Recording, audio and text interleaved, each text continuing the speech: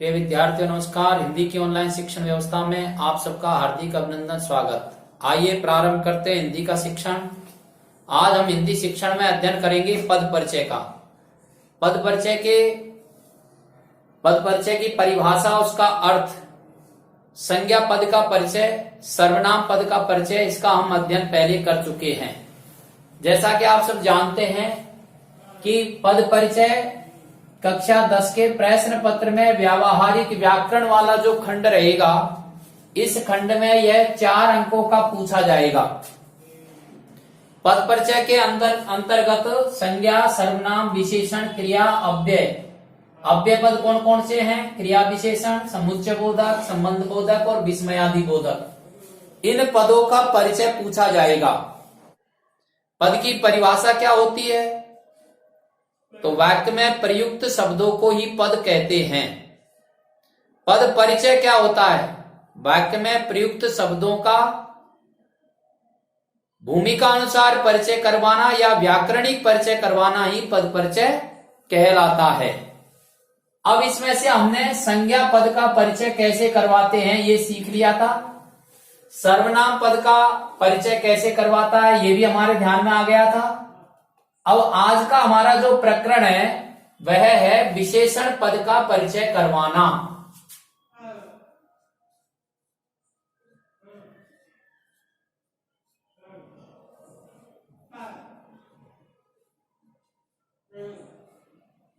विशेषण पद का परिचय,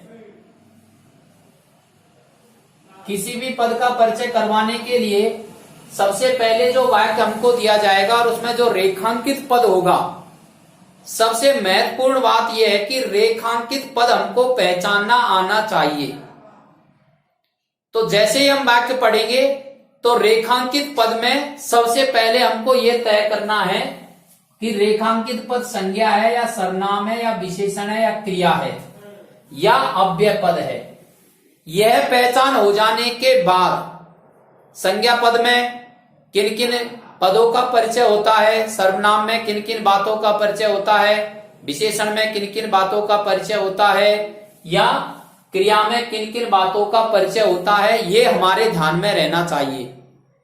तो संज्ञा पदों का परिचय कैसे होता है ये हमने सीख लिया है, और सर्वनाम पदों का परिचय कैसे होता है ये भी हमारे ध्यान में आ गया है। अब हम आज सीखेंगे विशेषण पदों का परिचय। तो उदाहरण की दृष्टि से अपन को यहां एक वाक्य दिया जा रहा है।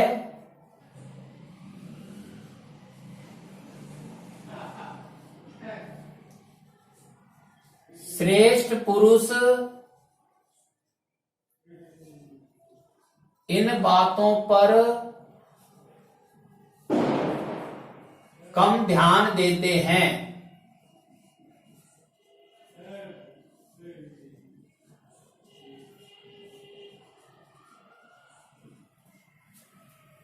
अब आपको जो परिचय करवाना है उसमें से रेखांकित पद है श्रेष्ठ, इन और कम।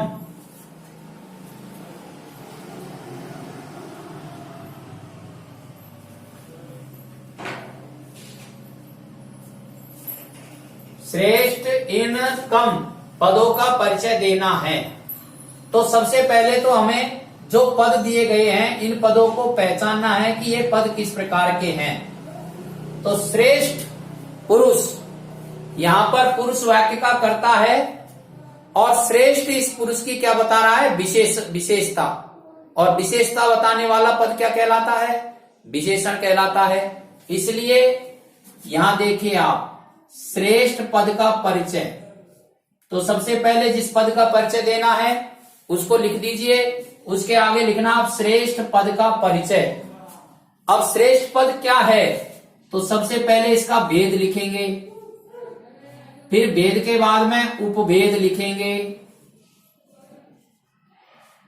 अब हम श्रेष्ठ पद को देखते हैं कि श्रेष्ठ पद संज्ञा है, सर्वनाम है, विशेषण है या क्रिया है। पता कैसे चलेगा? संज्ञा है अर्थात किसी का नाम है क्या? नहीं।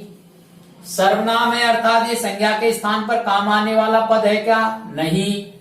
विशेषण अर्थात ये विशेषता बता रहा है क्या? हाँ जी। यह पुरुष शब्द की विशेषता बता रहा है, इसलिए यह विशेषण पद है। तो भेद हो गया, श्रेष्ठ विशेषण हो गया ये।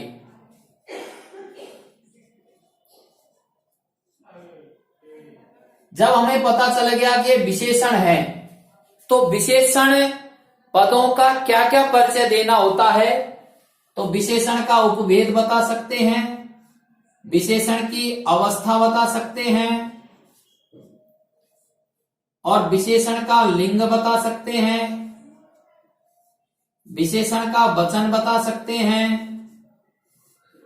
काल नहीं बता सकते विशेषण का, और इसका विशेष्य बता सकते हैं कि इसका विशेष्य कौन है।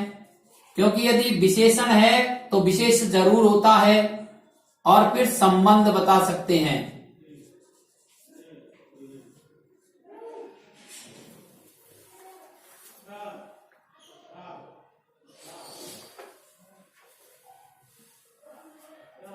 विशेषण पद का परिचय देने के निम्न बिंदु हैं: भेद, उपभेद, अवस्था, लिंग, वचन, विशेष और संबंध। इन 7 बिंदुओं में हम विशेषण पद का परिचय दे सकते हैं। तो सबसे पहले भेद विशेषण हमने लिख दिया है। अब किस प्रकार का विशेषण है, तो विशेषण कितने प्रकार के होते हैं ये हमको आना चाहिए। विशेषण 4 प्रकार के होते हैं: गुणवाचक विशेषण, परिमाणवाचक विशेषण, और संख्यावाचक विशेषण, और सार्वनामिक विशेषण। गुणवाचक विशेषण अर्थात यदि किसी संज्ञा या सर्वनाम के गुण बताते हैं तो गुणवाचक विशेषण कहलाता है। परिमाण यानी संख्या या सर्वनाम की नाप तोल बताता है तो परिमाणवाचक विशेषण है। और यदि संख्या को बताता है, 1 से अनंत तक संख्या, ये संख्यावाचक विशेषण है। और सार्वनामिक अर्थात सर्वनाम शब्दों से बनकर के और किसी संज्ञा सर्वनाम की विशेषता बताते हैं तो सार्वनामिक विशेषण कहलाते हैं। अपन को सोचना यह है कि श्रेष्ठ जो पद यहां दिया गया है ये किस प्रकार का पद है। ये परिमाण बताता है क्या, ये संख्या बताता है क्या, या ये सर्वनाम पद से बना हुआ है क्या, या ये किसी के गुण को बता रहा है। तो हमारे ध्यान में आता है कि यह पुरुष जो संज्ञा पद है इसके गुण को दर्शा रहा है, इसलिए इसका उपभेद हो जाएगा गुणवाचक विशेषण।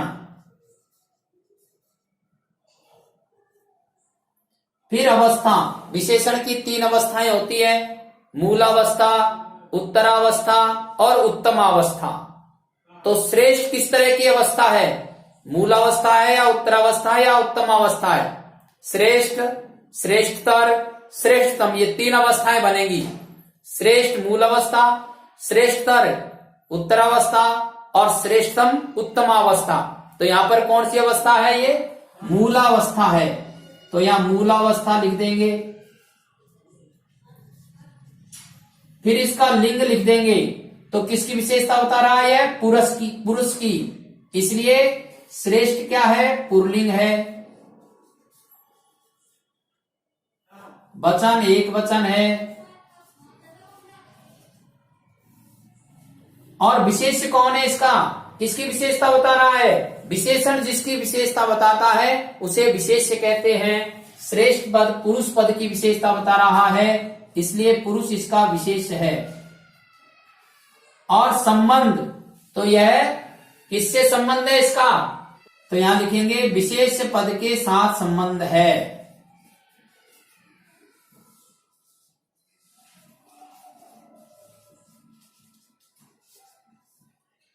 समझ में आ गया होगा। इस तरह से ये श्रेष्ठ पद का परिचय हो जाएगा। दूसरा हमको रेखांकित पद दिया है इन।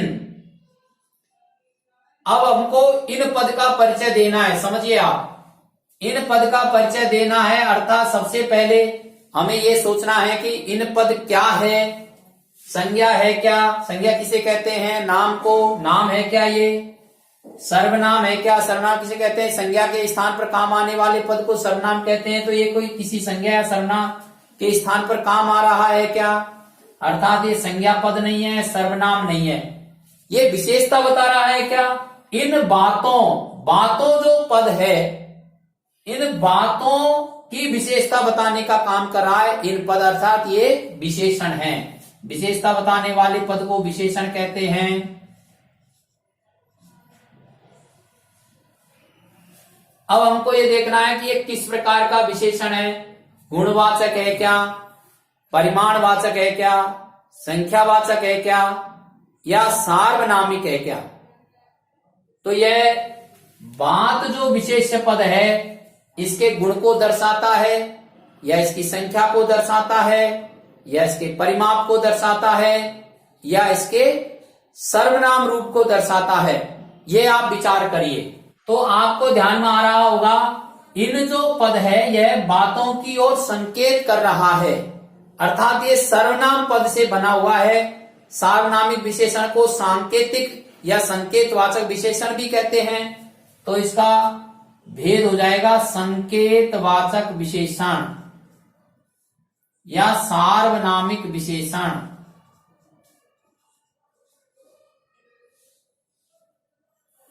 अवस्था कौन सी है, मूलावस्था है क्या, उत्तरावस्था है क्या, तो ये मूलावस्था है। फिर लिंग कौन सा है, पुल्लिंग है। वचन कौन सा है, इन बातों क्या है, बहुवचन है। तो इन जो विशेषण है ये बहुवचन की विशेषता बता रहा है, अर्थात ये भी बहुवचन के रूप में ही काम आएगा। बहुवचन है। या देखिए आप बातों जो है वो स्त्रीलिंग है, इसलिए ये भी स्त्रीलिंग हो जाएगा। बात जो पद है वो स्त्रीलिंग है, स्त्रीलिंग पद के साथ काम आ रहा है तो विशेषण भी स्त्रीलिंग है। बातों बहुवचन है, बहुवचन पद के साथ आ रहा है इसलिए इसका विशेषण, इसका वचन भी बहुवचन ही माना जाएगा। फिर बातों पद की विशेषता बता रहा है इसलिए बातों पद इसका विशेष हो गया। और संबंध, तो संबंध क्या लिखेंगे हम, विशेष्य पद के साथ संबंध है।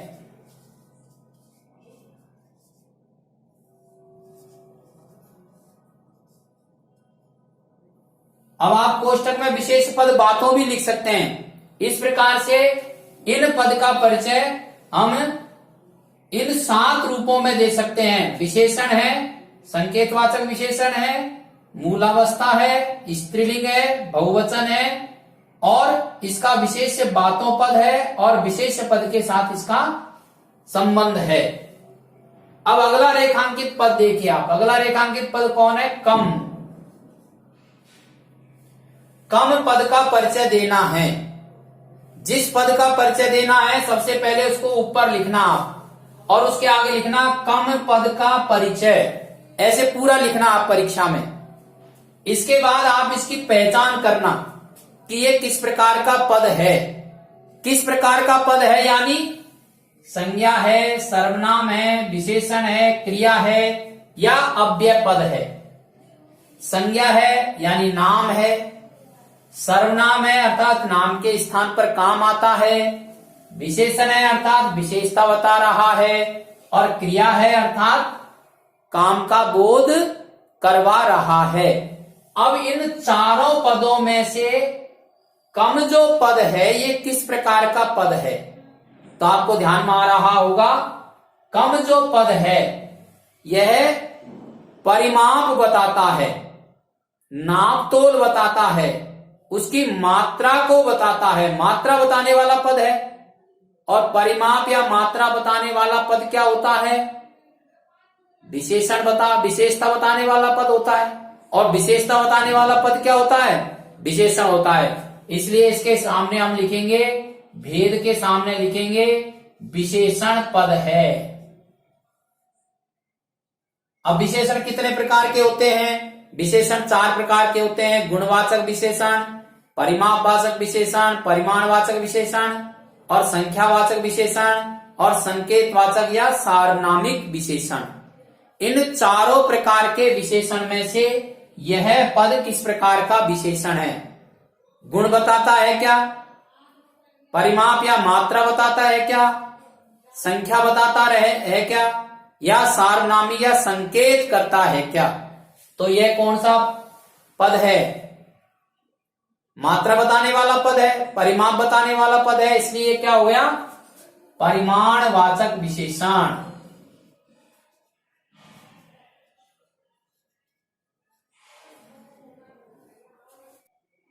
अब विशेषण के लिंग वचन किसके अनुसार होते हैं? विशेष्य के अनुसार। इसका विशेष्य कौन है? ध्यान। ध्यान एक वचन है या बहुवचन है? एक वचन है, इसलिए इसका वचन भी एक वचन हो जाएगा।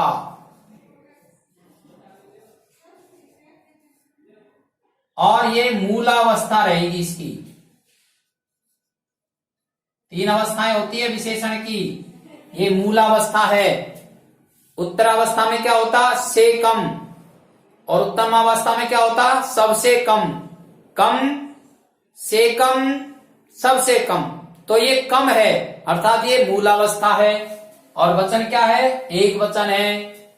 ध्यान का लिंग भी पुल्लिंग है, तो इसका लिंग भी पुल्लिंग हो जाएगा। ये मैं गलत लिख चुका हूं, यहां लिंग पहले पुल्लिंग लिखेंगे। और वचन के सामने एक वचन। विशेष कौन है इसका? ध्यान। और विशेष पद के साथ संबंध है, ये लिख देंगे।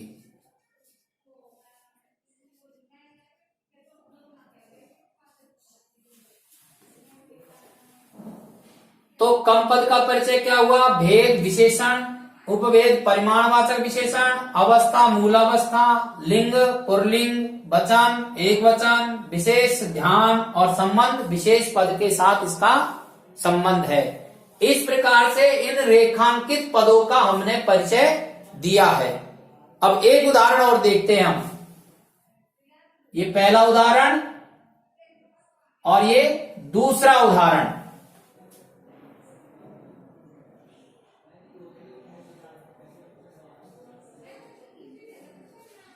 तीन दिन बाद वह चौथी कक्षा में आया है।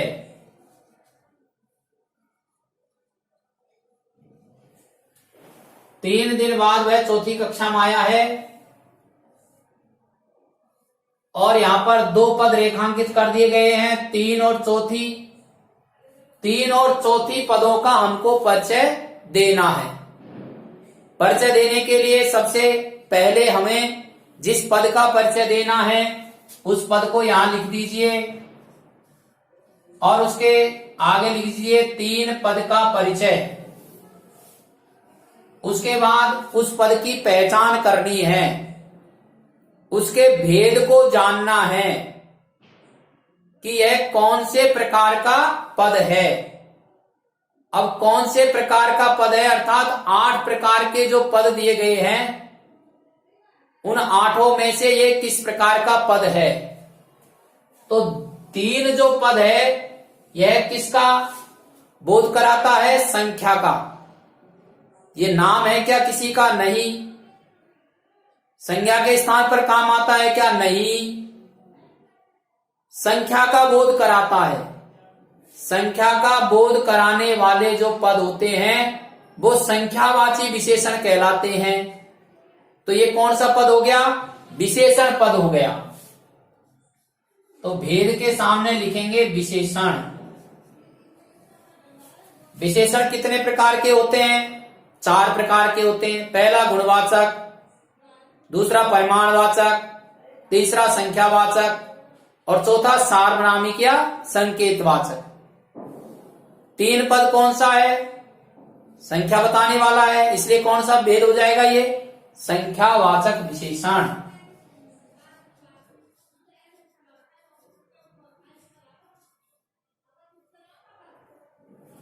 संख्यावाचक विशेषण हो जाएगा। इसके बाद अवस्था, मूलावस्था होगा।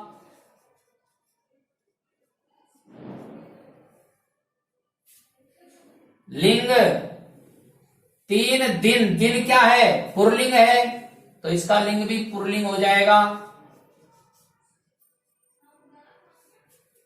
वचन, दिन क्या है?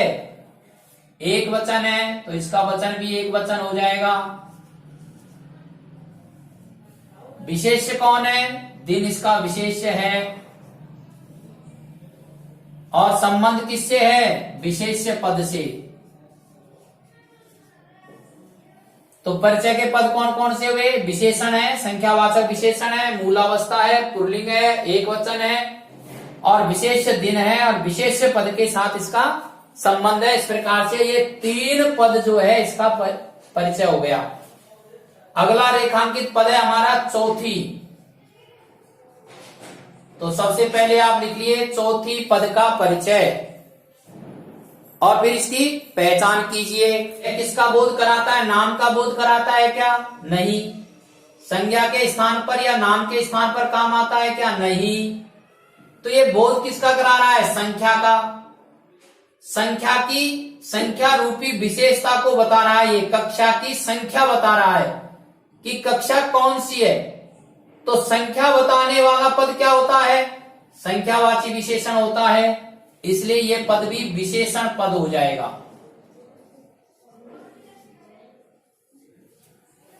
कौन सा विशेषण होगा? संख्यावाचक। अवस्था कौन सी होगी? मूलावस्था।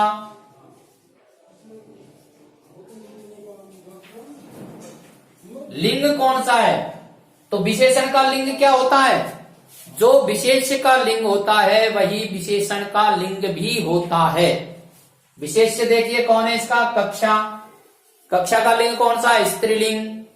तो चौथी का लिंग भी कौन क्या होगा? स्त्रीलिंग ही होगा।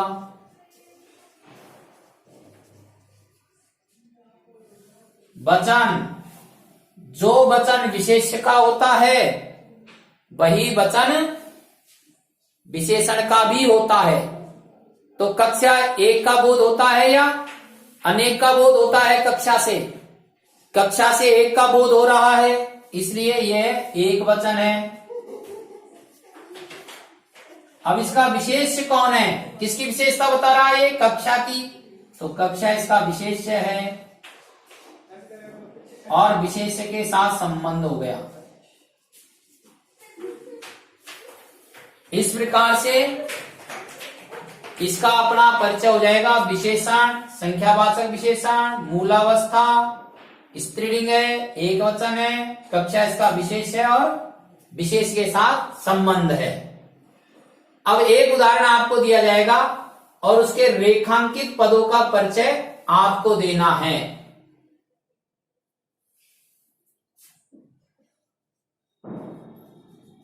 मोहन अच्छी पुस्तक पढ़ता है। और रेखांकित पद है अच्छी। इसका आपको परिचय देना है। समझने की दृष्टि से आप इसका स्क्रीनशॉट ले लीजिए और कम से कम 2 बार इस वीडियो को आप सुनिए। सुनने के बाद शिक्षण के अन्य वीडियो आपके पास आते रहें, इसके लिए आप सब्सक्राइब करिए। धन्यवाद।